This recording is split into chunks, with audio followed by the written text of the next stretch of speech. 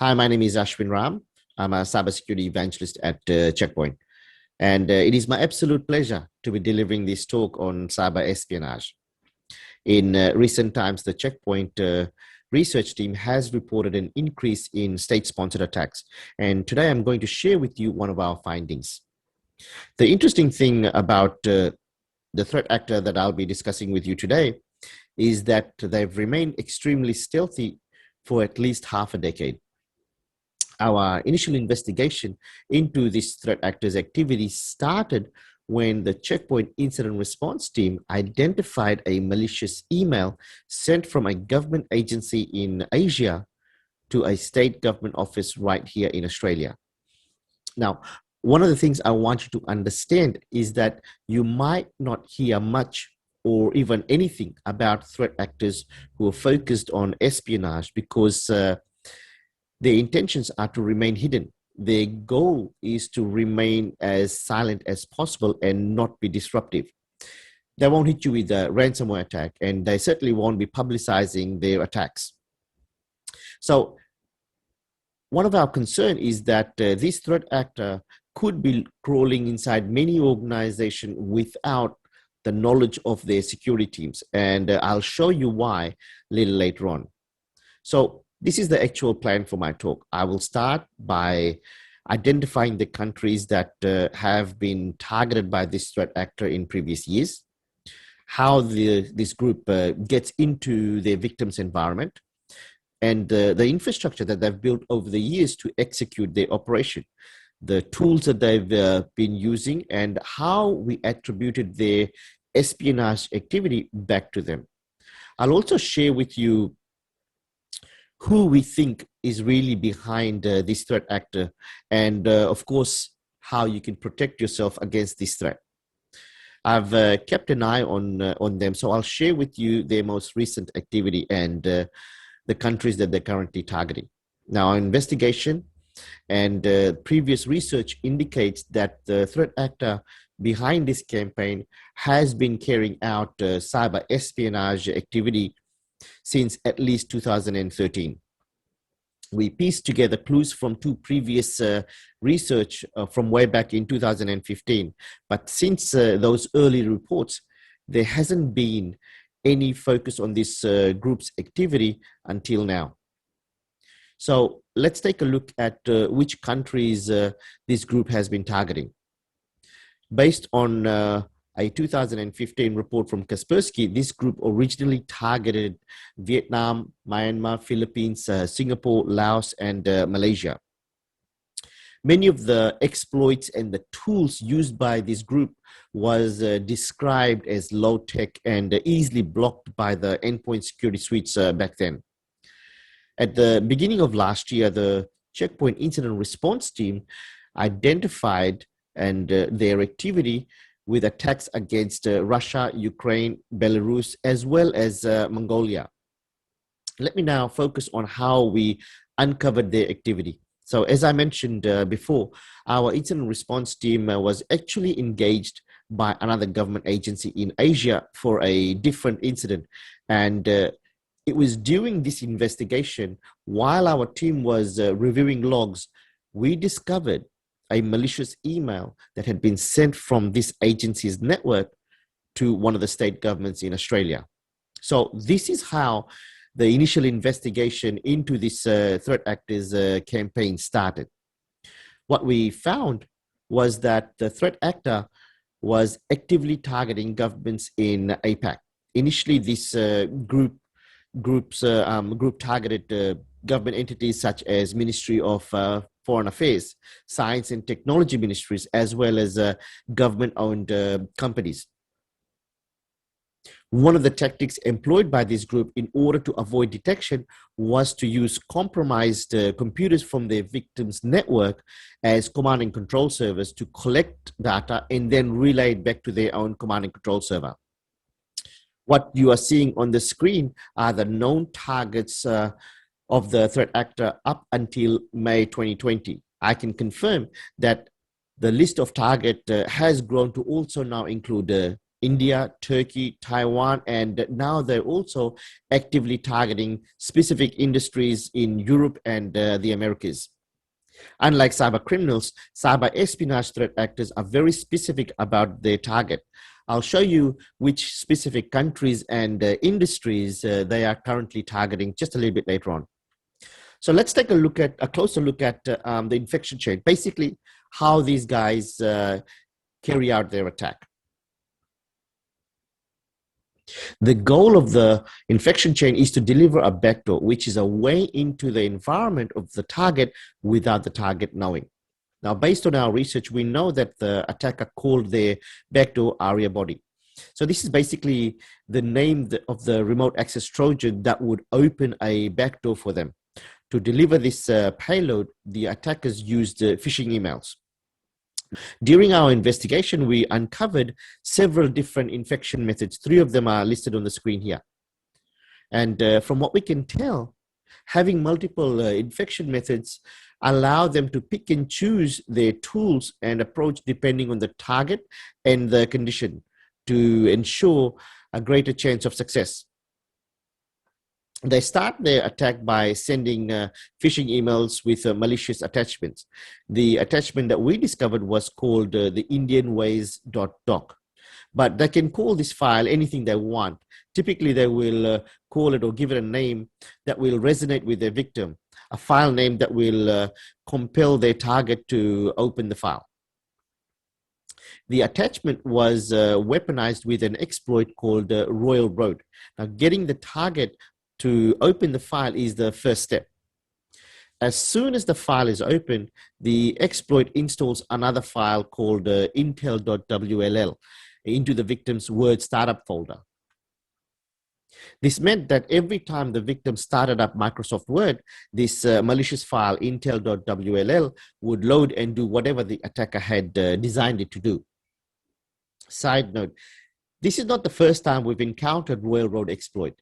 In March 2020, the Checkpoint research team discovered a similar tool used against the Mongolian public sector.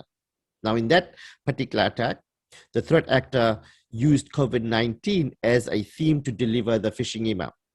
The document was written in Mongolian language, with one of them pretending to be from the Mongolian Ministry of Foreign Affairs.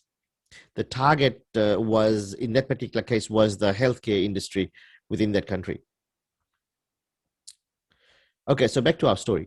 The intel.wll is designed to communicate with the command and control server of the attackers and execute the next stage of the attack.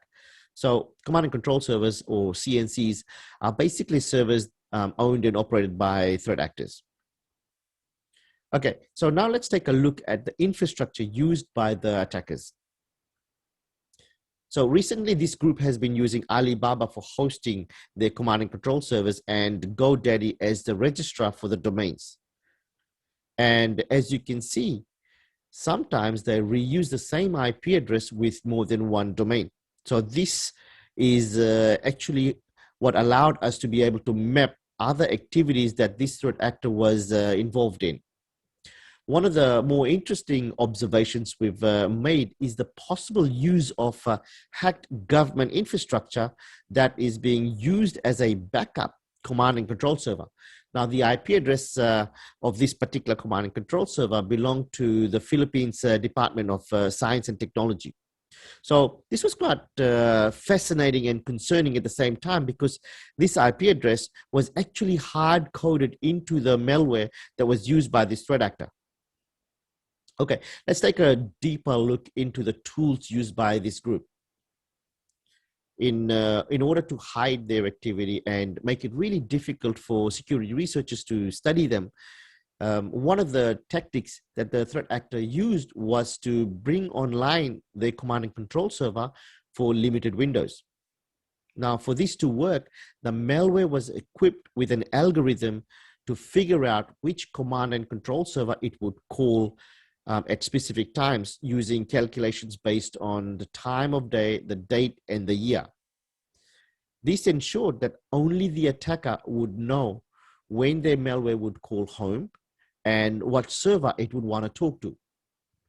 You can see the image on the left-hand side of the screen here called DGA underscore method, which is used to work out the address of the attacker's command and control server. The image on the middle of the screen is the payload. This is the custom remote access Trojan, basically the backdoor that the attackers will use to get onto your network. The malware then starts to gather data on the victim's machines, including host names, usernames, domain names, Windows versions, and its public IP address using Amazon services, which you can see here on the third screen. All of this data is then zipped up. The malware then protects the file with a password and sends it back to the attackers. These are just some of the capabilities of the malware. The malware is designed to collect all sorts of data and send it back to the attackers. I haven't listed all the capabilities here. There are many, many more. Now, given their capability and their target, it is evident that their purpose is to gather intelligence and spy on countries. This threat actor is no longer the new kid on the block that we saw 8 years ago. Okay, now let's take a look at how we linked our research to the Naikon APT group. So malware tends to follow an evolutionary path. Threat actors don't always write code from scratch, and this has allowed us to tie the malware we identified with a malware that was identified by Kaspersky over half a decade ago. So what I'm showing you here on the screen is that while some code has remained the same, new code has also been added. So using Checkpoint's malware DNA engine, which is an AI-driven engine, we were able to automatically find several string similarities between previously disclosed information about other attacks attributed to this group.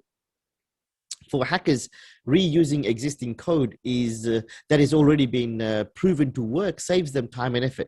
So overwhelming majority of malware is created this way.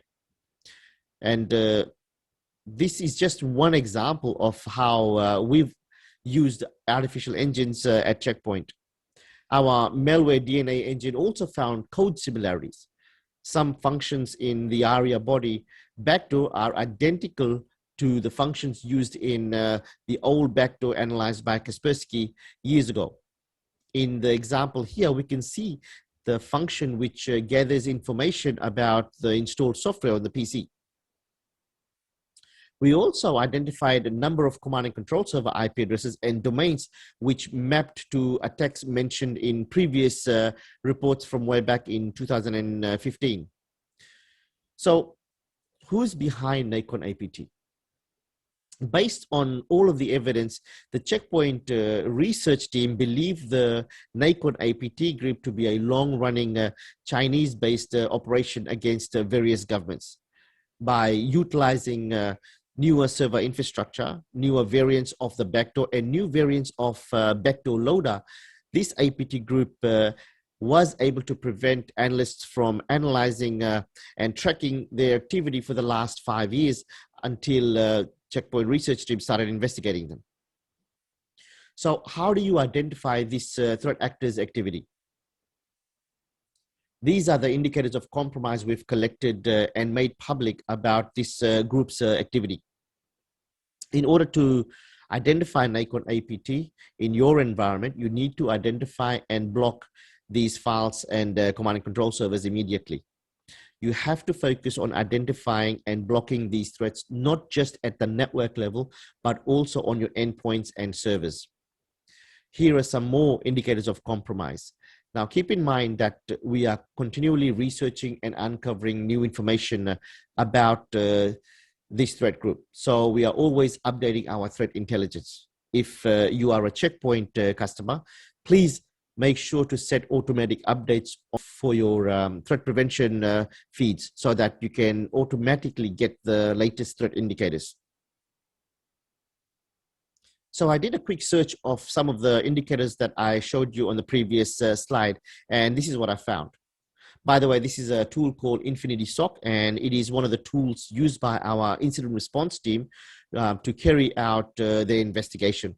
The tool is ideal for SOC teams who need to research threats. As you can see, This threat actor is still very much active in Asia. What concerns me is that only 3 of the 80 security vendors on VirusTotal have marked this domain as malicious. In this example, you can see that the threat actor is now also targeting European countries. Again, only 2 vendors have marked this domain as malicious, which is very concerning considering we made this information public around 6 months ago at this stage. Folks, threat intelligence is the key to identifying these types of threats.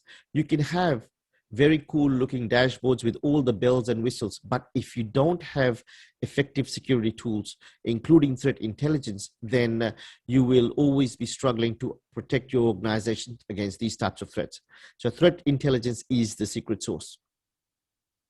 This domain is an interesting one. We can see that the threat actor uses this domain very, very sporadically. If you remember, I mentioned that some of the command and control server used by this threat actor only came online for limited windows. Here's a classic example of that. In this example, we can see that the threat actor is focusing on government, healthcare, and finance. And over the last few months, they've also been targeting Germany. This screenshot was taken last month, and even then, only 3 out of 80 vendors on VirusTotal are identifying this domain as malicious. Remember, this threat actor is very stealthy, so they will stay as silent and hidden as possible to carry out their objective.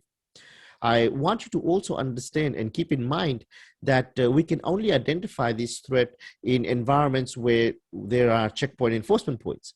So considering only 3 out of 80 security vendors are identifying this domain as malicious, we expect this threat actor to be in many environments where the organization might be completely blind to their presence. So to wrap up, there are no single silver bullets here. You need to focus on many things, and you need to do it well. The initial payload from this threat actor is delivered through email. So having a sophisticated email security solution is important. I also recommend focusing on content disarm and reconstruction, or CDR capability. This will allow for malicious weaponized emails to be scrubbed so that exploits and malicious active contents within documents are removed, such as those that were sent to the Mongolian public sector. Now, to address phishing attacks, one of the things that we recommend is to please consider using multiple security controls. If you are using Office 365, don't just rely on the native controls. Take a look at an external MTA. Just having another technology in front of Office 365 goes a really long way in protecting your email infrastructure. We would also like to recommend, on top of that, a SaaS-based email security, such as our CloudGuard SaaS solution. You need to have additional security controls in addition to the basic default security within Office 365. And the main reason is that threat actors know those controls. They know how to defeat them because they're using them just like you. There is nothing stopping any of us from going to Office 365, spinning up an instance and testing every one of the security controls that are available with Microsoft E3 and E5 to actually figure out how to defeat them. And the threat actors are doing exactly that. We've also seen an increase in attacks against partners who manage Office 365 instance for their customers. So if you have a partner that is managing your Office 365, then make sure that they have very high levels of security, because this is a new attack vector against SaaS platforms. You might also want to control your partner's capabilities using principle of least privilege. I also recommend you invest in a sandbox technology. Now that many of your employees are working remotely, having a strong EDR, or endpoint detection and remediation, is also an absolute must. Look at things that use pass the hash attack techniques. Look for endpoint security controls that look at WMI calls and other Windows system calls. Those are going to be your last line of defense to be able to protect against these individual assets against some of these types of attacks. It is critically important, especially now with most of your workforce working remotely, that they have these next-gen endpoint technologies to protect them, because each machine can be an entry point into your environment. So please spend the time to understand how these next-gen security technologies can stop the attacks. I highly recommend you carry out a compromise assessment of your environment. Reach out to me if you would like help from my team. We have a lot of experience in dealing with these types of threats. I hope this session was informative. Please reach out to me if you'd like any assistance and if you have any questions. Thank you and enjoy the rest of the conference.